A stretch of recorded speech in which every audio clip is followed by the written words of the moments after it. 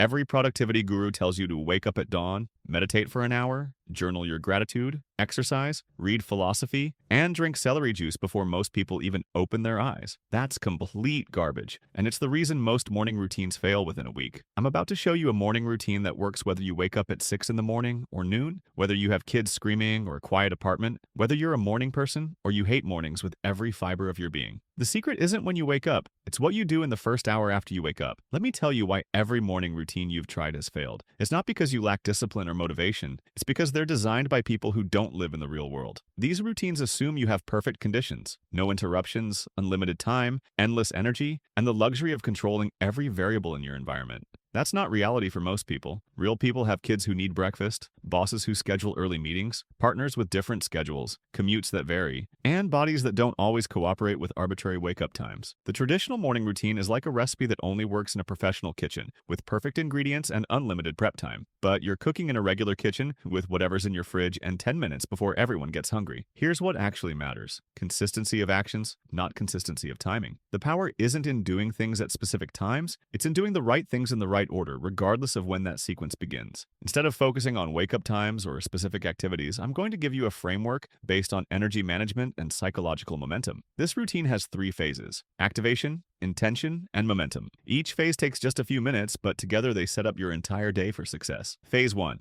Activation. Get your brain and body online without shocking your system. Phase 2. Intention. Decide what kind of day you're going to have instead of letting it happen to you. Phase 3. Momentum. Start moving in the direction of your goals before the world starts making demands on your time. The beautiful thing about this framework is that it adapts to your life. Whether you have 5 minutes or 50 minutes, whether you wake up energized or feel like you got hit by a truck, this system works. The first phase is about gently bringing your brain and body online without triggering stress or overwhelm. Skip the phone immediately. Your phone is an emergency broadcast system that instantly fills your brain with other people's priorities, problems, and demands. The first few minutes after waking up are precious because your mind is still quiet. Don't pollute that space with notifications. Hydrate before you caffeinate. Your body has been without water for hours. Before you reach for coffee or tea, drink water. Not because it's some magical detox, because dehydration makes everything harder, including thinking clearly. Move your body in any way that feels good. This doesn't mean a full workout. Stretch in bed, walk to the kitchen, do a few gentle movements. The goal is to get blood flowing and signal to your body that it's time to be awake. Take 5 deep breaths. Not meditation, not mindfulness practice, just 5 intentional breaths. This activates your parasympathetic nervous system and helps you feel centered instead of frantic. This entire phase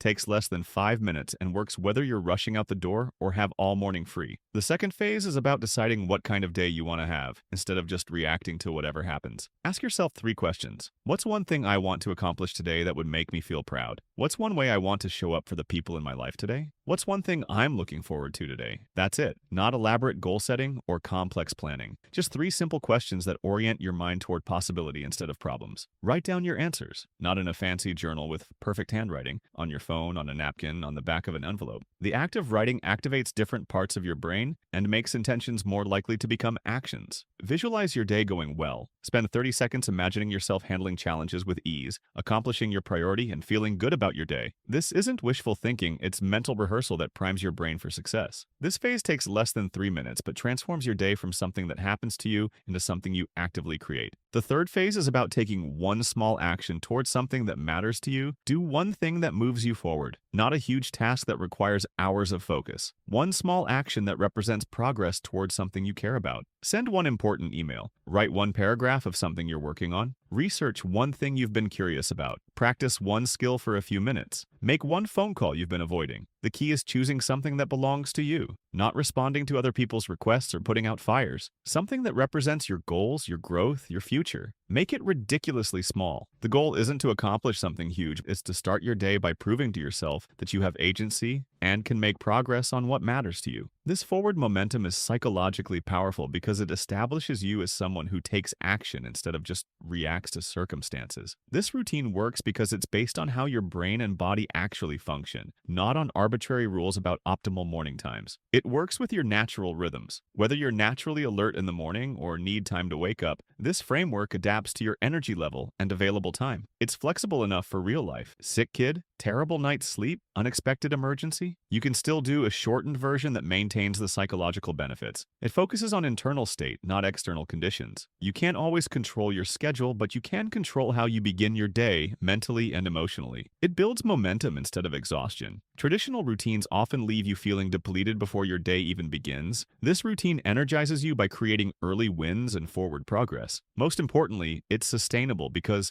it doesn't require you to become a different person or live a different life. It just requires you to be more intentional about the transition from sleep to active engagement with your day. The beauty of this framework is that you can adapt it to your specific circumstances without losing its effectiveness. If you have kids, do the activation phase while they're still sleeping or getting ready. Answer the intention questions while making breakfast. Take your momentum action during their screen time or while they're occupied. If you're not a morning person, this routine works just as well starting at noon. The key is doing it when you first engage with your day, whatever time that happens to be. If you have zero time, the absolute minimum version takes 2 minutes. Drink water, take 3 breaths, ask yourself what you want to accomplish today, and send one text or write one note that moves something forward. If you have lots of time, expand each phase. Longer movement, deeper intention setting, bigger momentum action, but keep the same structure and sequence. If your schedule is unpredictable, focus on the mental components that you can do anywhere. The questions, the breathing, the intention setting. These work in cars, bathrooms, or while walking to meetings. Don't make it complicated. The moment you start adding elaborate steps or rigid requirements, you're creating a system that will fail when life gets messy. Don't compare your routine to anyone else's. Your morning routine should fit your life, not someone else's Instagram-worthy lifestyle. Don't skip it when you're pressed for time. That's exactly when you need it most. Do the 2-minute version rather than skipping entirely. Don't expect perfection. Some mornings you'll nail all 3 phases. Some mornings you'll barely manage to drink water and take a breath. Both are fine as long as you return to the framework. Don't use it to avoid your responsibilities. This routine should enhance your ability to handle your day, not become an excuse to procrastinate on what needs to be done. After using this framework consistently, you'll notice some profound shifts that have nothing to do with productivity hacks or morning optimization. You'll feel more in control of your days. Instead of feeling like life is happening to you, you'll feel like you're actively participating in creating the life you want. You'll handle unexpected challenges better. Starting your day with intention and momentum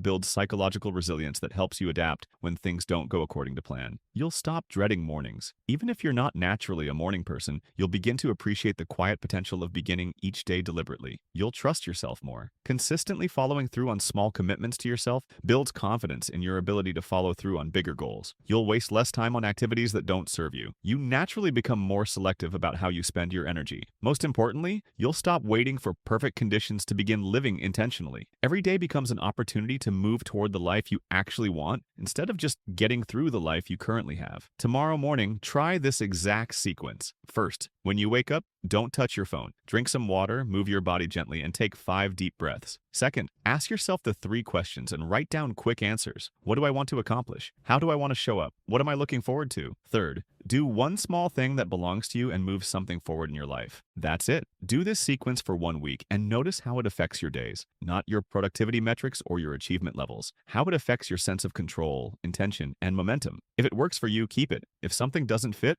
modify it. If this approach to morning routines makes more sense than the wake up at dawn nonsense you've been hearing everywhere else, hit that subscribe button for more realistic advice about building a life that actually works. And I want to hear from you. What's the biggest challenge with your current morning routine? What part of your mornings feels most chaotic or out of control? Leave a comment below and I'll respond with specific suggestions for adapting this framework to your situation. Remember, the perfect morning routine is the one you'll actually do consistently, not the one that looks impressive on social media. Your future self will thank you for starting tomorrow.